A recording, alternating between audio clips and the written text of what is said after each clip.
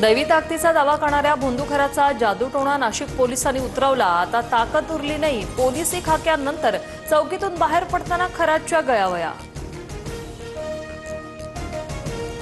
स्वतःला देव सांगणाऱ्या खरात पोलिसांच्या गाडीतून तोंड लपवत गेला। शक्तीच्या गोळ्या देणाऱ्या ढोंगीच पोलिसांच्या प्रसादानंतर शक्तीहीन। जिल्हा कायद्याचा बालेकिल्ला ताकद मिळाली। सिख जिल्हा कायद्याचा बालेकिल्ला। भोंदूबाबा अशोक खरातवर नाशिकच्या सरकारवाडा पोलिसात तिसरा गुन्हा। धार्मिक विधीच्या नावाखाली लैंगिक शोषण केल्याचा खरातवर आरोप, तर गरोदरपणात पूजा विधीच्या नावाखाली लैंगिक अत्याचार केल्याची तक्रार। भोंदूबाबा खरात विरोधात तक्रार करण्यासाठी आणखी 3 महिला पुढे, तर खरातच्या नावावर तब्बल 52 मालमत्ता, जमीन व्यवहार करणारा एजंट ताब्यात। अधिक तपास सुरू।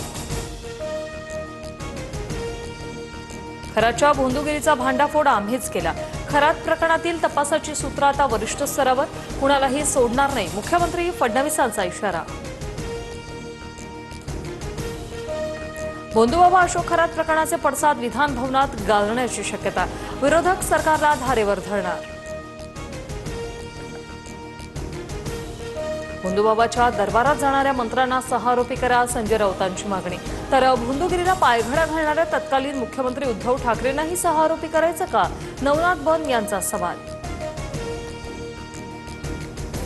रुपाली चाकणकर आणि तटकरेंच्या हातात एकसारखी रुद्राक्ष माळ। सुषमा अंधारेंकडून फेसबुकवर फोटो पोस्ट। हा निव्वळ योगायोग आहे, अंधारेंचा टोला। नाशिकचा हर्षवर्धन सदगीर 68व्या महाराष्ट्र केसरी स्पर्धेचा विजेता। अंतिम सामन्यात सोलापूरच्या महेंद्र गायकवाडचा 4-3 ने केला पराभव। सदगीरला मानाची चांदीची गदा, फॉर्च्युनर गाडी आणि 5 लाखांचं रोख पारितोषिक।